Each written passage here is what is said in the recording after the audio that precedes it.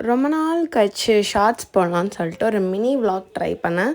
So யாருக்காக இந்த mini விலாக்னா, இதோ இவனுக்காக தான். ஆர்கியூ பண்ணுறதுலே தெரில, ஏதோ நைஸாக மீட்ரு போட்டுட்ருக்கான்னு சொல்லிட்டு. ஸோ இவனுக்காக வந்து ரொம்ப நாளாக சார் ஆசைப்பட்டு கேட்ட ஒரு விஷயந்தான் நாங்கள் இப்போ போய் பார்க்க போகிறோம். பார்ப்பீங்க அதை. அப்படியே சன்லைட்டில் ஹேர் கலர்லாம் பயங்கரமாக இருந்ததா, நல்லா சூரஜ்கிட்ட அப்படியே ஃப்ளெக்ஸ் பண்ணிட்டு இருந்தேன். அப்போ அவன் ஒரு லுக்கு கொடுப்பான் பாருங்களேன். இதோ பாட்டா லுக்கா அப்படி. சரி, அப்புறம் நாங்கள் போன இடம் தான் ராயல் என்ஃபீல்டு. ஸோ ரொம்ப நாளாக சார் ஆசைப்பட்டு கேட்ட ஒரு விஷயம் பைக். ஸோ அதை தான் பார்க்க போனோம். டெஸ்ட் ட்ரைவ்லாம் பண்ணோம். ஸோ அவன் எஸ்டிஆர் மாதிரி புல்லட்டில் உட்காந்து அப்படியே குடு குடு குடு குடுன்னு போனவன் தான்.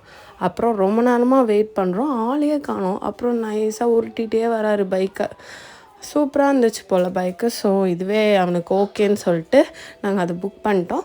அதுக்கப்புறமா பக்கத்துலேயே டாமினோஸ் இருந்தது. ஸோ அங்கே போய்ட்டு எல்லோரும் ஆல்ட் ஆகிட்டு நல்லா சாப்பிட்டோம். அப்புறம் ஒரு முக்கிய செய்தி என்னென்னா, இனிமேல் மினி விலாக் வரும். கண்டிப்பாக இனிமேல் மினி விலாக் போடலான்னு சொல்லிட்டு ஒரு குறிக்கோளோடு இருக்கேன். ஸோ இனிமேல் மினி விலாக் கண்டிப்பாக வரும். ஸோ எல்லோரும் நாங்கள் அங்கே சாப்பிட்டு நல்லா ஜாலியாக அப்படியே என்ஜாய் பண்ணி பீஸாவை சாப்பிட்டு, அப்புறம் அவனும் ஏதோ பயங்கரமாக பேசி அப்புறம் அங்கேருந்து நாங்கள் வந்து டாட்டா பை பை சொல்லி கிளம்பிட்டோம் வீட்டுக்கு. ஸோ வீட்டுக்கு போன அப்புறம் என் தம்பி வந்து ஏதோ உங்ககிட்டலாம் சொல்லணும் அப்படின்னு ஆசைப்பட்டான். அது என்னன்னா,